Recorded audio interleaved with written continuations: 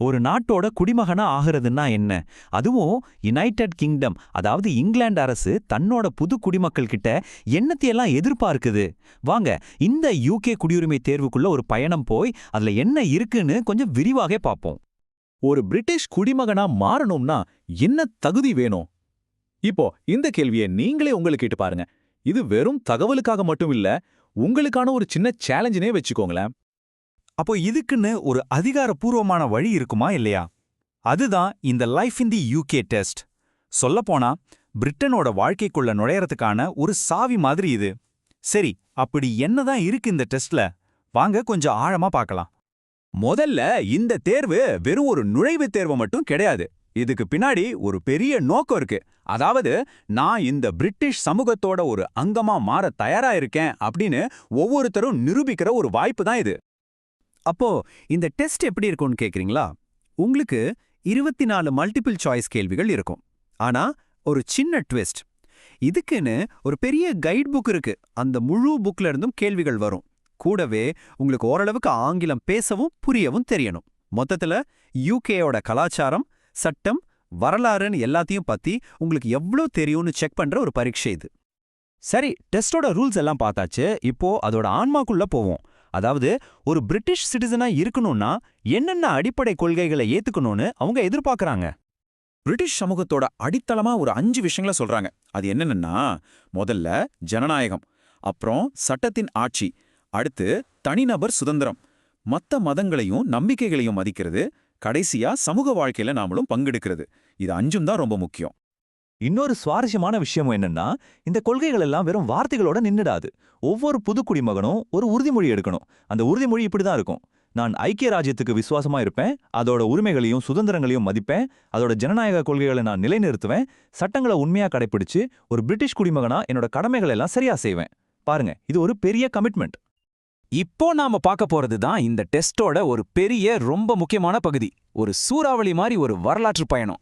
இந்த ஹிஸ்டரி பாடத்துல பாஸ் பண்ணியே ஆகணும். இந்த வரலாற்று பயணம் எங்க தொடங்குதுன்னு நினைக்கிறீங்க?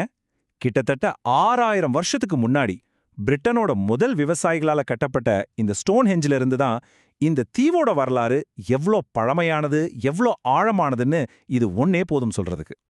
பிரிட்டனோட கதையே படையெடுப்புகள் தான் எழுதியிருக்குன்னு சொல்லலாம். வந்த ஒவ்வொரு இனமும் அவங்களோட அடையாளத்தை இங்க விட்டுட்டு போயிருக்காங்க. ரோமானியர்கள் சட்டத்தையும் சாலைகளையும் கிறிஸ்தவ மதத்தையும் கொண்டு வந்தாங்க. அவங்களுக்கு பிறகு வந்த ஆங்கிலோ சாக்சன்கள் தான் இன்னைக்கு நாம பேசுற இங்கிலீஷ் மொழிக்கு அடித்தளம் போட்டாங்க. அதுக்கப்புறம் வைக்கிங்கள் வந்து சில பகுதிகளில் செட்டில் ஆகி ஊர் பெயர்கள்ல கலந்துட்டாங்க.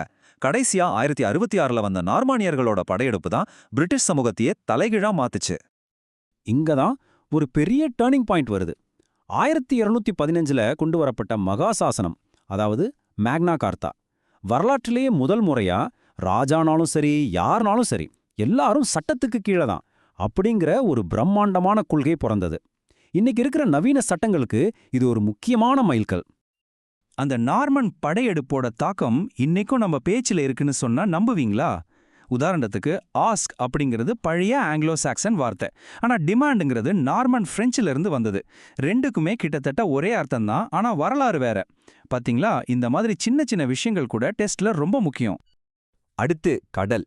பிரிட்டனோட பழமே கடல் தான். 1805ல நடந்த டிராஃபல்கர் போர் கடல் அவங்களோட ஆதிக்கத்தை அசைக்க முடியாத அளவுக்கு உறுதி செஞ்சது. இந்த ஒரு வெற்றி தான் பிரிட்டிஷ் பேரரசு உலகம் முழுக்க பரவறதுக்கு ஒரு பெரிய பாதை போட்டு கொடுத்துச்சு.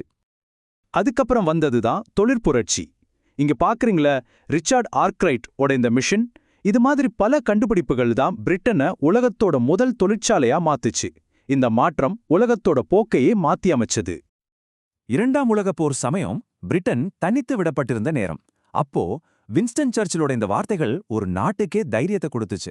நாம கடற்கரைகள்ல சண்டையிடுவோம், ஆனா நாம ஒருபோதும் சரணடைய மாட்டோம். இது வெறும் வார்த்தைகள் இல்ல, ஒரு தேசத்தோட மன உறுதி. இவ்ளோ பெரிய வரலாறையே பார்த்தாச்சு. சரி, இன்னைக்கு இருக்கிற பிரிட்டனை பத்தி இந்த டெஸ்ட் என்ன சொல்லுது? வாங்க அதையும் பார்ப்போம். இந்த யூனியன் ஃபிளாக பாருங்களேன். இதுல இங்கிலாந்து, ஸ்காட்லாந்து, அயர்லாந்து கொடிகளோட சின்னங்கள் இருக்கு. ஆனா வேல்ஸோட அந்த சிவப்பு டிராகன் மட்டும் மிஸ்ஸிங். ஏன் தெரியுமா? ரொம்ப சிம்பிள். இந்த கொடியை முதல்ல உருமாக்கும் போதே வேல்ஸ் இங்கிலாந்தோட ஒரு பகுதியா இருந்துச்சு. அதனால அதுக்குன்னு தனியா ஒரு சின்னம் தேவைப்படல. இந்த மக்கள் தொகை வளர்ச்சியை கொஞ்சம் பாருங்களேன். வெறும் 200 வருஷத்துல 8 மில்லியனா இருந்த ஜனத்தொகை 62 மில்லியனை தாண்டி போயிருக்கு. நினைச்சு பார்க்கவே முடியல இல்லையா? எவ்ளோ பெரிய மாற்றம்! இன்றைய பிரிட்டன் பல மதங்களோட ஒரு சங்கமம்.